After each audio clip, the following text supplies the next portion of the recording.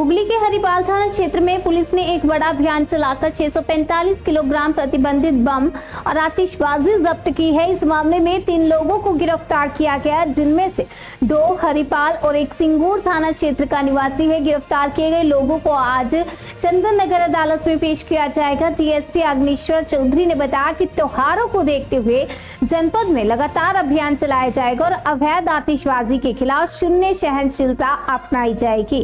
Police आमजन से appeal करती है कि बिना अनुमति आतिशबाजी का भंडारण या बिक्री ना करें, क्योंकि जन सुरक्षा के लिए खतरा है। इस वर्ष अब तक पुलिस ने लगभग 3840 किलोग्राम अवैध बम और आतिशबाजी जब्त की है।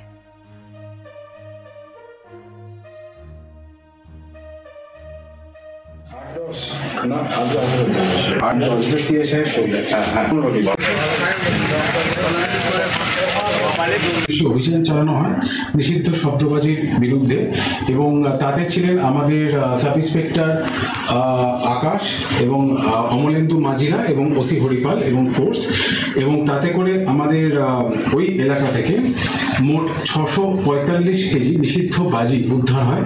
এগুলো আপনাদের সামনেই রাখা আছে, আপনারা দেখতে পাচ্ছেন, এবং 3 জনকে ওই এলাকা থেকে অ্যারেস্ট করা হয়।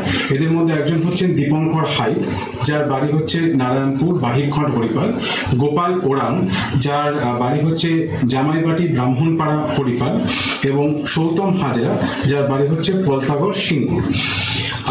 আপনাদের হয়তো মনে আছে যে এর আগেও 8-10-2025-এ হরিপাল থানার তরফ থেকে নিষিদ্ধ বাজির বিরুদ্ধে অভিযান চালিয়ে মোট 515 কেজি বাজি উদ্ধার করা হয়েছিল এবং 4 জনকে অ্যারেস্ট করা হয়েছিল। এবং তার আগেও গত মাসে 10/9/2025 তারিখে অভিযান চালিয়ে মোট 2680 কেজি নিষিদ্ধ বাজি এখানে সিজ করা হয় এবং 5 জন ব্যক্তিকে আটক করা হয়। তো কালী পুজোর আগে আমাদের এই ড্রাইভ, দুর্গাপুজো থেকেই যদিও শুরু হয়েছিল, কালী পুজোর আগে আমাদের এই ড্রাইভটা এরকমভাবেই চলবে।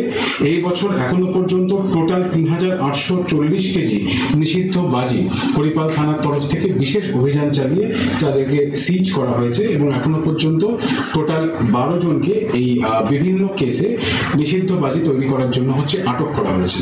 আজকে যে পরিমাণ নিষিদ্ধ বাজি আটক করা হয়েছে তার মধ্যে রয়েছে চকলেট বোম 510 প্যাকেট, যার আনুমানিক ওজন 270 কেজি, ব্যাটারি গাছ বোম 1350 পিস, যার আনুমানিক ওজন 220 কেজি, 300 শর্ট সেল 55 পিস, যার আনুমানিক ওজন 66 কেজি, এবং কিছু আপনারা দেখছেন এখানে খোলা বাজি তৈরির খোলাও আমরা এখানে থেকে সিজ করেছি।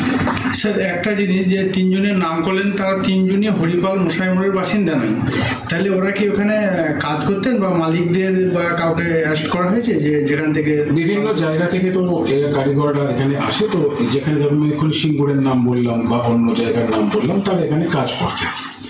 কিন্তু স্যার, এই যে বাজিগুলো নিয়ে আসা হলো, মানে যে মালিক যে এই কারখানাটা চালায়, তাদের কি কাউকে অ্যারেস্ট করা হয়েছে? আমাদের তো অভিযান চলছে, আমরা যাদেরকে পেয়েছি ওখানের দিকে তৈরি করা অবস্থায় তাদেরকে অ্যারেস্ট করেছি। আশা করি এর পরের দিকেও যে অভিযানগুলো চলবে তার মধ্যে আমরা তাদেরকে ধরে নেব।